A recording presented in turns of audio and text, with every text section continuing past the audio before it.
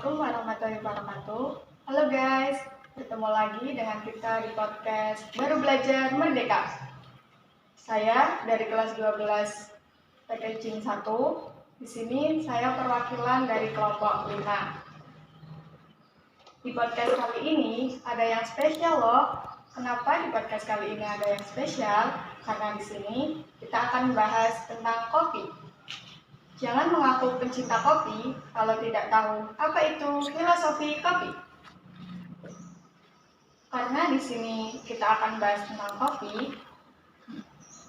Jangan kemana-mana, tonton podcast ini. Di sini saya dengan narasumber saya, Bapak. Saya. Oh. Oke. Saya Toto Budianto, guru otomotif di SMK 1 Stag. Di sini saya akan menanya tentang Bapak. Kalau boleh tahu, apakah Bapak penyuka kopi? Oke.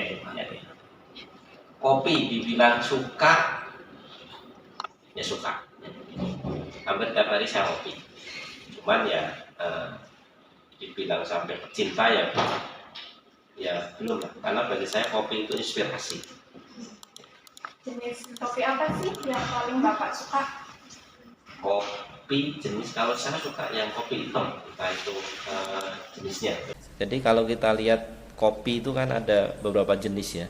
Kalau setahu saya ada Robusta, kemudian ada Arabica, ada juga kopi luwak ya kalau di Indonesia, dan beberapa itu. Tapi kalau saya yang jelas setelah pengolahannya kan ada yang dibuat kopi susu, kopi rasa apa itu gula aren dan lain sebagainya itu. Tapi kalau tetap saya seneng yang kopi original, yaitu kopi hitam. Gitu. Kenapa sih Bapak bisa suka kopi?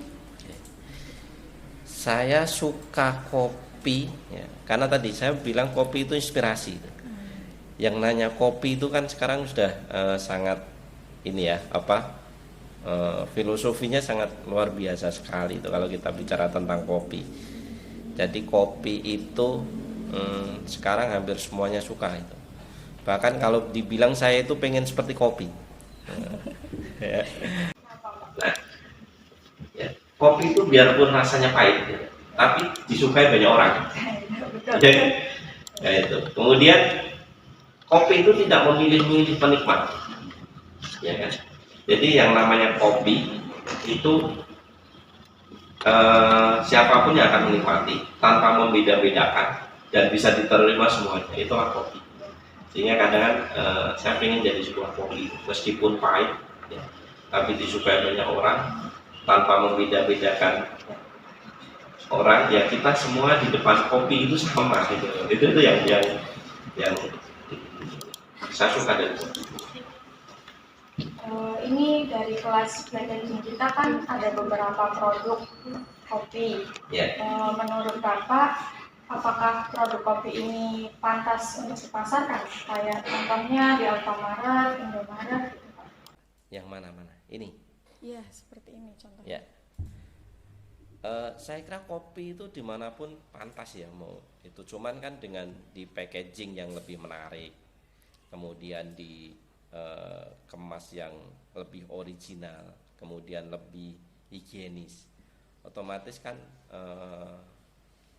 konsumen itu akan memilih yang seperti itu. Karena banyak juga kan yang dijual di pasaran kopi dalam bentuk bungkus plastik biasa, kan gitu. Tapi setelah di packaging sini kan lebih menarik, gitu. Sehingga daya jualnya itu akan lebih tinggi. Gitu. Saya kira bagus nih. Karena di kelas packaging itu kan sebenarnya tidak hanya untuk meningkatkan itu gitu. Yang pertama jelas kalian prosesnya kan ada sebuah, ya kalian belajar packaging ini kayak kamu mempelajari kopi lah.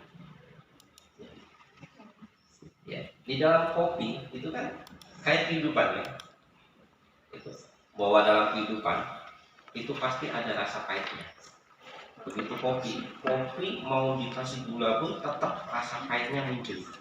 Itu begitu juga dengan usaha kewirausahaan nanti. Ketika kalian itu berusaha, itu yang kayak kopi, ada pahitnya dulu, ada pahitnya. Kemudian kalau kita ikutin, dan kopi itu akan cocok untuk semuanya. Mau diberi rasa manis dapat, mau diberi rasa manisnya berkurang masih dapat. Sehingga dengan belajar kamu packaging kopi itu, nantinya yang kamu dapatkan tidak hanya nilai jual dari produk itu, tapi kamu akan dapat tadi ya, kamu belajar bagaimana telitinya ketika membuat packaging. Kamu tahu, kamu akan belajar bagaimananya mengerjakan sesuatu itu harus presis, harus hati-hati. Itu yang sebenarnya kalian kan dari situ. Kalau layak jual, yang namanya kopi itu pasti potensial di pasar. Kan di SMK Negeri 1 Serabi ini kan banyak kewirausahaan yang macam-macam kayak contohnya packaging. Nah, menurut Bapak apa sih harapan Bapak untuk kelas packaging ke depannya?